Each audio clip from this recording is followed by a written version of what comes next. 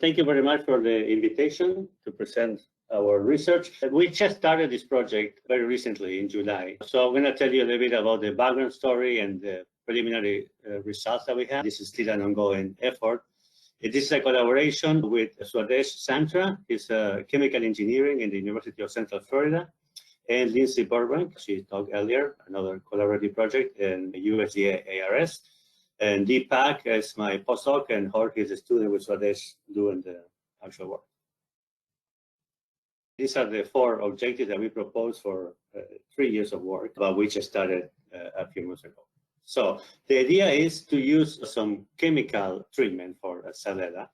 As you guys know, the growers will be probably more willing to use something chemical that will be active against this bacterium than other approaches that are much more forward-thinking than a chemical approach. So why are we starting to work? We're starting with these nanoparticles, and this is work that I've been involved in a collaboration with Swadesh Santra and other people for many years. And this compound, the one I'm going to talk about today, that is called Zincicide, a nanoformulation, was designed preliminarily for citrus diseases, mainly for HLB and citrus canker.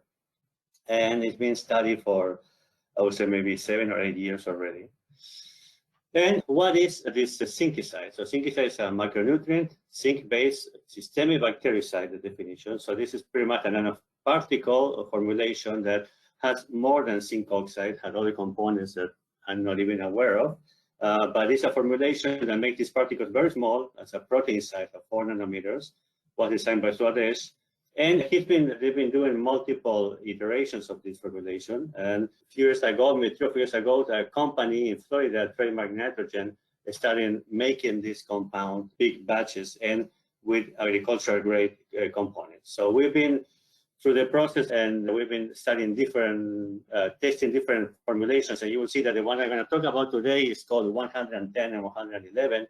So this is 111 times that this formulation has been changed. We didn't test it at 110. I don't know if you can see my mouse, but the interesting thing is that it's very clear, and the newer formulations are very stable. I'm going to go over what we have learned about Zincicide. Just let you know that the most important, I think, for a practical point of view, is the work that Evan Johnson at the University of Florida in Lake Catherine, the CREC, have done for the last maybe 5 years. He's been a study in the field application of this compound Zincicide to control HLB, citrus green, that you guys know is a phloem-limited bacteria that causes this problem, Candida Helicobacter asiaticus. He's been doing this experiment in grapefruit and in Valencia oranges.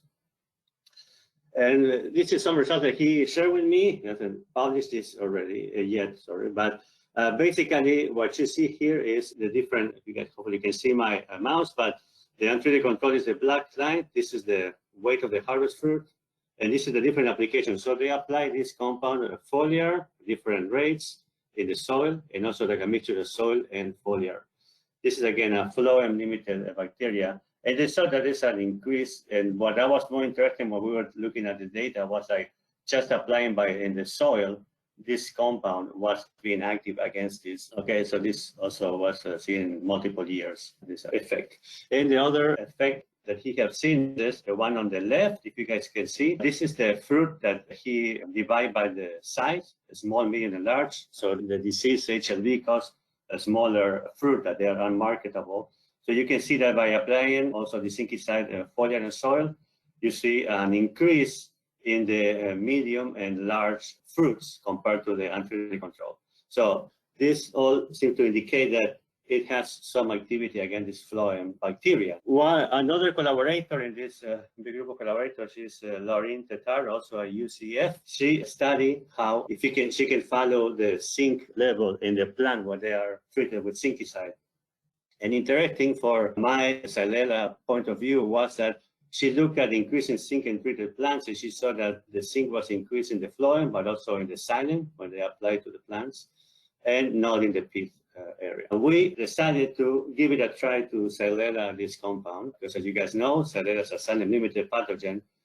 And of course, ideally would be to have an antimicrobial compound that can be delivered, but as you guys know, there's like hundreds of compounds that kill Xylella, but none of them can easily get in the xylem, and be active in the plant. So we wanted to test if we could have some results using this nanoformulation. We tried before with other things. Okay, first we tried with copper, of course, because copper, as you guys know, is the most common antibacterial compound used against bacteria, mainly in the phytosphere.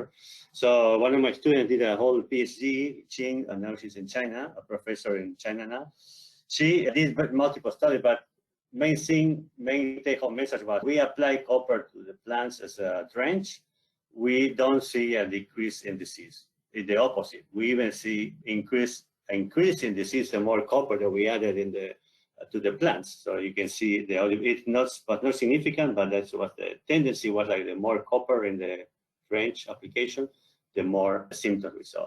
So that was not very exciting for application, of course, but also we saw in bacteria. This is bacteria measure. She measured the total and the viable amount of Xylella in the plants. And a higher concentration of copper, there was more of the bacteria. We think, we discussed in the paper that we think that's caused because the bacteria form more biofilm. I know that Caroline mentioned that she doesn't think that biofilm is important for disease, but I still think that it's important for disease. And we have data showing that this copper at this concentration create more biofilm formation for Xylella fastidiosa. So of course, we also look into zinc as a possible zinc as a zinc sulfate, as a zinc normal formulation of zinc, Xylella. And in vitro, we also saw that high concentration of zinc, of course, is inhibitory for the bacterium.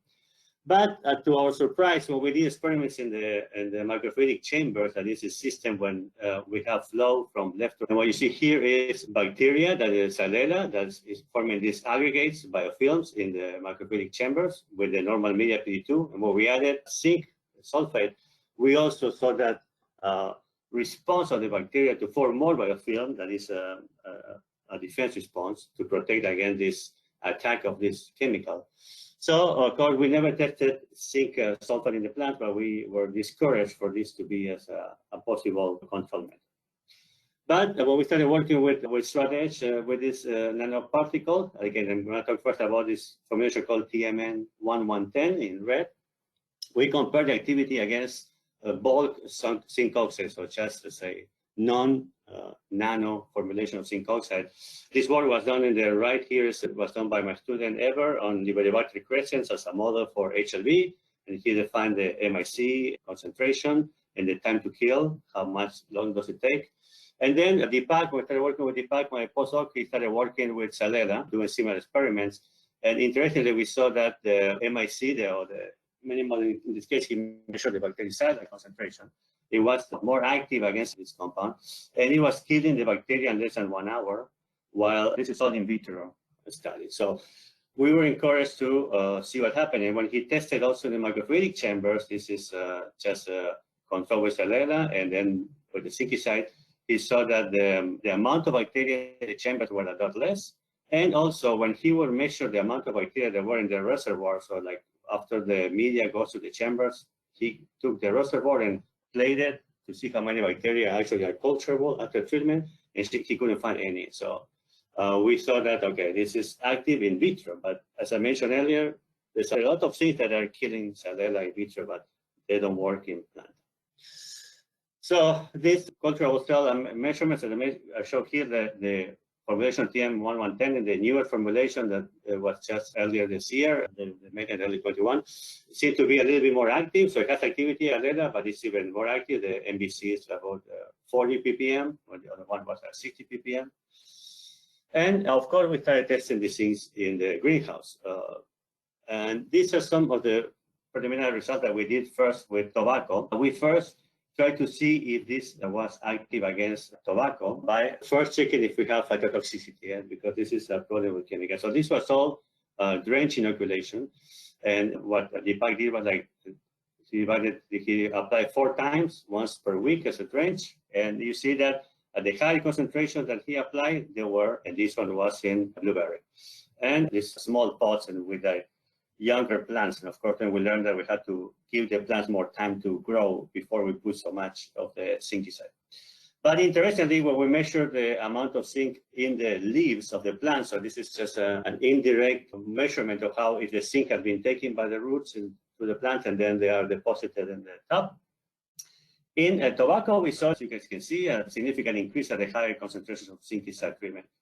In blueberry, we could not. We just saw that there was no significant difference of zinc content. But then we tested, of course, against the different possibilities of this treatment too. So what you see here is the disease progress curve. So this is different weeks of assessment and the disease severity. And these are the AUDPC, and these are the measurements of the bacteria in the plant. So basically, when these are the treatments that he used, different applications. At the beginning, we couldn't see when he used like lower concentrations, we couldn't see any effect. So there was no really reduction in the disease outcome of the infection. But when he started doing this a little bit higher concentration, 500 or 1000 ppm, or the more he added to the tobacco, we saw a significant decrease in the AUDPC. And you can see the higher treatments, we see almost practically no disease. And the bacteria, we couldn't find any Xylella. They were all gone. So we were encouraged by this. And these are some of the pictures of examples of how the tobacco looked like. Again, this is the, Lindsay showed some also pictures of tobacco earlier today. Where we have, these are the treatment that didn't have any disease control. So you see like a different range of applications of zincicide still develop symptoms pretty well. But when he added these higher concentrations, there's no symptoms, okay? So little symptoms. And these are the one in reds are the infection control, and the ones in greens are just the application control, or just not adding zincicide, but without infection. These plants are not infected with the Xylella. And okay. Then we did the same thing with blueberry.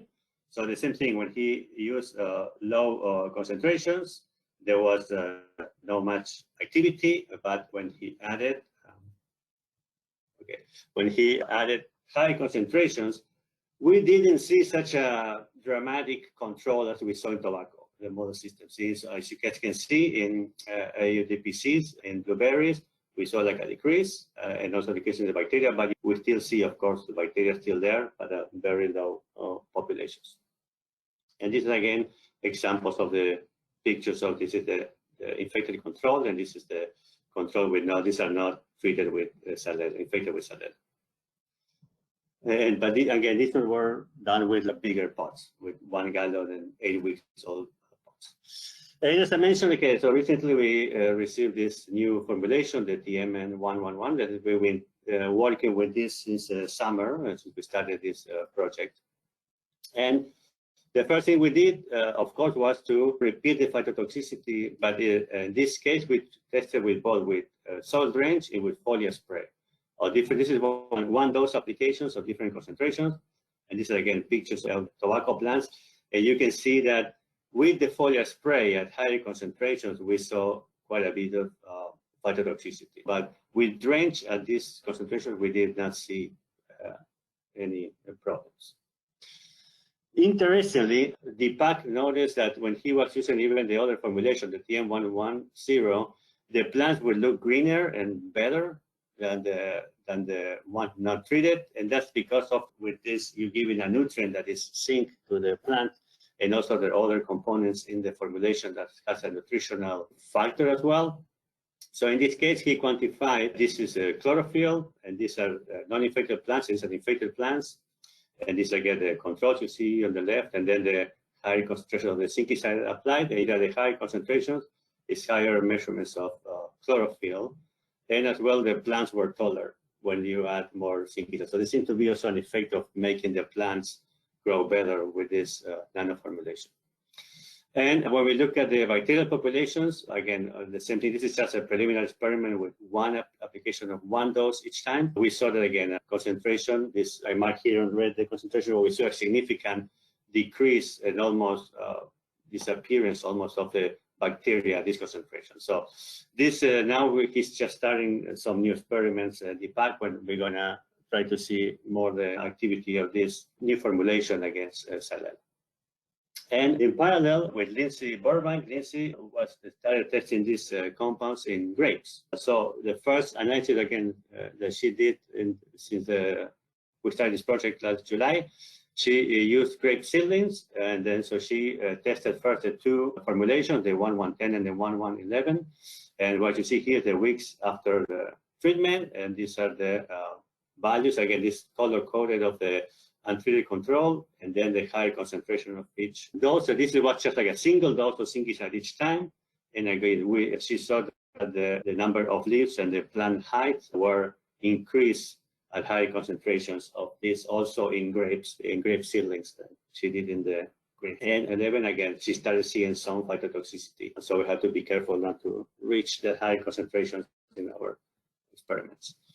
And then she also did analysis, another experiment where she did weekly applications up to 6 weeks of soil drainage, 250 ppm each one, the two formulations, the 110 and the 11. And again, she saw again the number of leaves were increased and the plant height was increased. And again, we are getting ready for next year with Lindsay, if we get extension of the funding, to start the experiments with infection of grapes. And so the preliminary results so far, again, so we show that zincicide, these two formulations are very active in vitro under batch and flow conditions. In tobacco, we see like a very good control that is very encouraging of Xylella. We see increases, so we see that they are taking up the zinc, they are killing the bacteria inside, they're reducing the symptoms. Something similar we see in blueberry, but we don't see at this moment a significant increase in the zinc. So we don't know if it's, again, the activity goes not only by directly killing the bacteria, but also causing something in the plant, some response in the plant, we are not sure. And this new formulation, we see it seems to be like improved in vitro activity, it's active in tobacco, and does not cause phytotoxicity in grapes, and also it seems to have also like a positive effect on the growth of grape seedlings. So right now we are again testing different combinations of this TM1 and 11 with other nanoparticles that Swadesh has been working on, and we're just starting to do some experiments. We have not get to the plants yet, so hopefully by next year we can tell you something about that, and we're trying to attack the bacteria from different angles. With that, I just thank you very much for the opportunity to talk. These are the co-authors funding, and this work we started with some undergraduates in my lab and some other people that helped along the way. Thank you very much, and I'll be happy to answer any questions.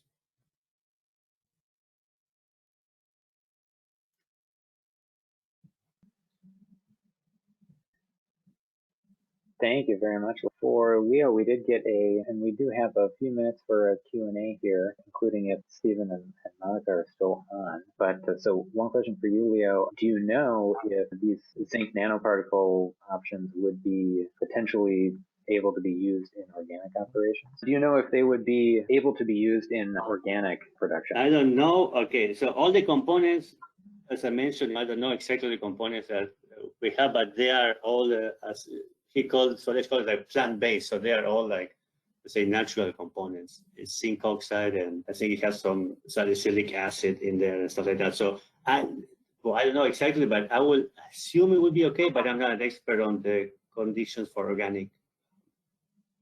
So, sure, yeah, that's fine. And I don't know, if any of these products are on the market and certified, for example, for use in California at this point, that may not be the case yet. I had one also more of a comment from Carolyn Roper, just wondering if treatments aimed at disrupting biofilms and shifting populations, tonic state might lead to increased colonization and hypervirulence. So the question is like if striking the biofilm will cause hypervirulence? Yeah, just wondering if that's a possibility. Yeah, Caroline, I still feel like biofilm is important for infection. I know you mentioned the work of this non-attaching bacteria. This work also that by Nabil and Rodrigo, when they showed that if you mutate the EPS, the bacteria cannot cause disease. So I feel like to have something that plugs the biofilm that is plugging the vessels, I know if it's the most important thing, but I think it's part of the infection process. So I think it's better to. Usually, biofilm is very important for insect transmission. And so something that will reduce the biofilm formation will be important not only for the disease on the plant, but also for the transmission by the insect. So I still have access to the audio, so I'm going to ask a question too. Steve Lindau here. All right. Question: metal ions are usually associated with the amount of free ions that they release, but in this case of the nanoparticles, I'm wondering, is this an emergent property of the nanoparticle themselves? Because I know that certain nanoparticles are antimicrobial, even though they're not necessarily toxic metals. And it's something to do with the tiny metals are disruptive of membranes or whatever they do. Is that what you think is going on, or is this simply a better way to get zinc into the vicinity of the bugs? I think it's a release, yes. So my other student that worked with Liberibacter, we haven't submitted a paper yet, but he did a mechanism of action study with the Liberibacter. And we saw some parties in the paper that he published, as is some parties there, but yeah, so we think that it's the release of the zinc ions that is more like, seem to be more and more long that zinc oxide they have it. And in Liberibacter, we saw that the membrane is like damaged, like it's damaging the membrane of the cells. But we have not looked at the same thing with Xylella yet. I'd be curious to use like a titanium nanoparticle as a control. See, you could also see an effect, for example. Yeah, I don't know. Yeah, but it will be harder to sell titanium probably as a plant treatment. But we don't know.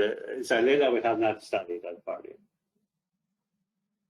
And one quick question for you, Steve, just more on the practical application side of things. Wondering if applications that were done by spraying, if it was by hand or by tractor, just kind of thinking about looking forward about how to potentially move experimental protocols or translate them to field practices. Yeah, we were spraying individual vines, so we used a hand sprayer, but I think the only limitation would be that we would want to see a high amount of liquid applied. We basically wetted the leaves. I know growers typically want to use as little water as possible to get through their vineyards with, one dose of spray. But I don't see why it wouldn't work well with a commercial sprayer. But you'd probably have to go to higher volumes of water because it's going to be that actual penetration of the liquid that we're asking for. So you want liquid to penetrate. Great. And then just one follow-up also on just somebody else wondering where things are. Have you had a chance to do any trials that measured actual yield afterwards in grapes produced or any aspects of the grapes themselves, or just disease symptoms in the plants? No, we haven't done any that sort of measurements on agronomic properties as yet. We would want to do that on plants that didn't necessarily receive any disease and everything, and it's going to be, so far it's been limited to do trials because of the lack of exemption from tolerance for the material. Great, thank you very much.